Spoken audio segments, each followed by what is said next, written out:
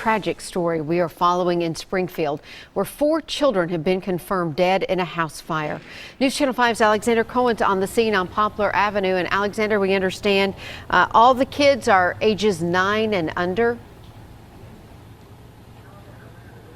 They were so young, Amy, which is so tough on this neighborhood and first responders. A rescue team was sent into the burning home, but it was too late for those 4 children. Like you just said, they were ages 4, 7, 8, and 9 years old, according to the fire chief here in Springfield. A man was rushed to Vanderbilt University Medical Center in critical condition. We're also told an 8-year-old was taken to Vandy's burn unit, and officials are not sure of that child's condition at this time.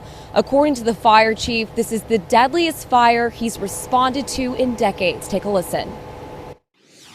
This is the worst in the number of fatalities since I've been here in the fire service for 40 years, and this is the first time we've ever had an experience like this.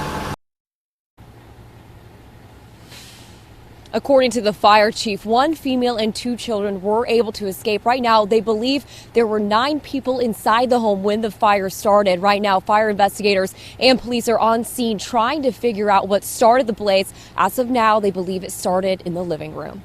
Reporting live in Springfield, Alexander Cohen, News Channel 5. Thank you, Alexandra. Breaking news now. A large church is destroyed after catching fire multiple times overnight. News Channel 5's Dan Kennedy's outside the Eastminster Presbyterian Church in Inglewood. So, Dan, we know that crews had to be called out again overnight. They just couldn't get this fire out. Yeah, they couldn't. They eventually just said, you know what, we're going to let it burn out on its own. We're going to douse it down using 2 ladder trucks, and that's what they've been doing. But now it looks like they're packing up, Amy. They've been out here since, well, the initial call was 4 o'clock yesterday, and then they left for a little bit, came back out at 9 o'clock, and they haven't stopped since 9 o'clock last night dousing the roof. So now they're packing up the ladder trucks and heading on. But this is what it looked like about 4 o'clock last night. They first got the call about a fire in the basement, small fire. They got it out, and then they left. 5 hours later, it rekindled, this time much bigger, and that's where these huge flames came from. And also, it was very windy last night, only adding fuel to that fire, making it even harder for fire crews to get it out. No one was inside at the time. Very intense flames, very intense heat, and we spoke with one eyewitness who described what he saw. At first, I've drove back here since the first time, and I thought they had it in control because all firefighters were gone, but it's back again, and it's unbelievable. And they did not leave since 9 o'clock last night. They had been working on the roof. You see with the daybreak, we're getting a good idea just how bad this damage is. The roof is gone. No telling what it looks like inside when you think about the intensity of those flames. You saw all the black smoke, and then, of course, the gallons and gallons of water that they've been pouring on this all night long. We're going to get a better idea of the damage once fire investigators go inside and also determine what caused that fire here in just a matter of minutes. Reporting live this morning in Inglewood, Dan Kennedy, News Channel 5. Dan, thank you. A man is in the hospital with serious injuries after being shot south of downtown. Officers say 2 men approached the victims who were in a car on University Court around midnight in Nashville. The men tried to rob the 2 victims and then backed up and fired several shots at their car.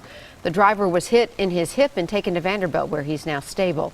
The first suspect is a thin, dark-skinned black man in his 20s. He was wearing a gray hooded sweatshirt and has short hair. He was carrying a small black handgun.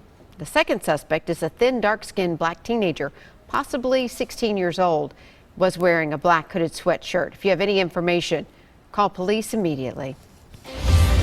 Breaking news now. 2 officers are shot in central Georgia. A drug task force went to a home in Byron around 2:30 this morning. The officers knocked on the door, but no one answered. That's when they went inside and someone started shooting.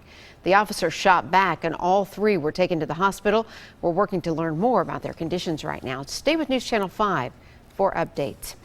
We have more breaking news to tell you about. Officers are looking for a man who tried to rob an East Nashville business at gunpoint. It happened at the Advance Financial on Gallatin Pike around 3 this morning. Officers say the man pointed a gun at the employee, demanding that the employee door be open. Well, that employee hit the panic alarm and walked into the back room.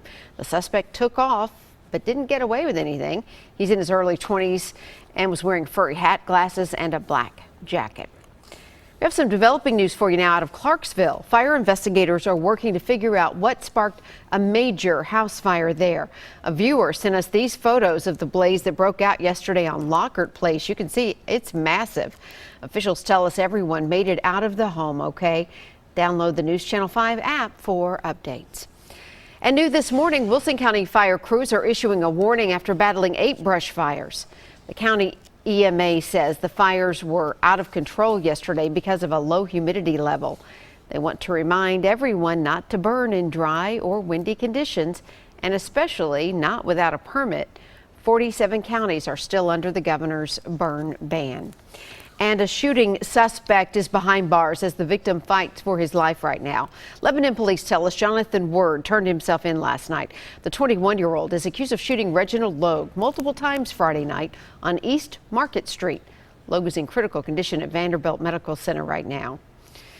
And 2016 has been a rough year for many families in Memphis. The city has had its 214th homicide last week, the highest number since 1993.